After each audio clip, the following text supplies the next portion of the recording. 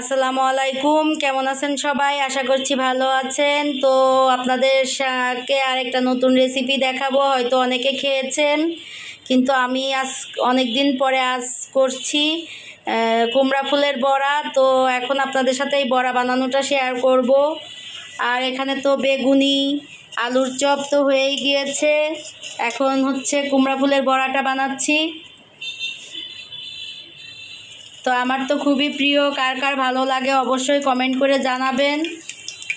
আমি তো খুব পছন্দ করি শাক, যে কোনো রকমের শাক, তারপরে কুমড়া ফুল, বক ফুল, এগুলো তো আমি সব সময় বড়া বানাই।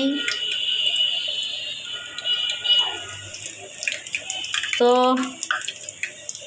কুমড়া ফুলের বড়া বানাচ্ছি আজ।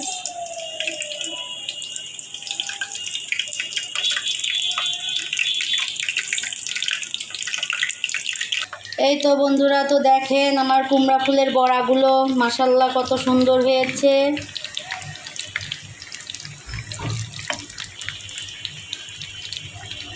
আমাদের বাসায় মাঝে মধ্যেই বানানো হয়, কিন্তু কে কখন বানায় বোঝা মুশকিল, ভিডিও করতে পারি না। আজকে আমি নিজে বানাচ্ছি, সেজন্য আপনাদের সাথে একটু শেয়ার করলাম ভিডিওটা।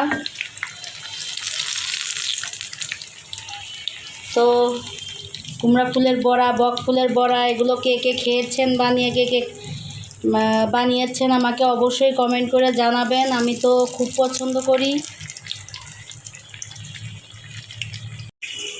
এই তো বন্ধুরা, তো দেখেন কত সুন্দর হয়েছে মাশাআল্লাহ কুমড়া ফুলের বড়া, এবং অনেক মচমচাও হয়েছে।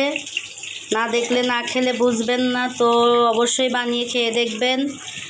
আপনারা বেগুনি ভাজেন যে বেসনে, সেই বেসনেই বানিয়ে ফেলবেন।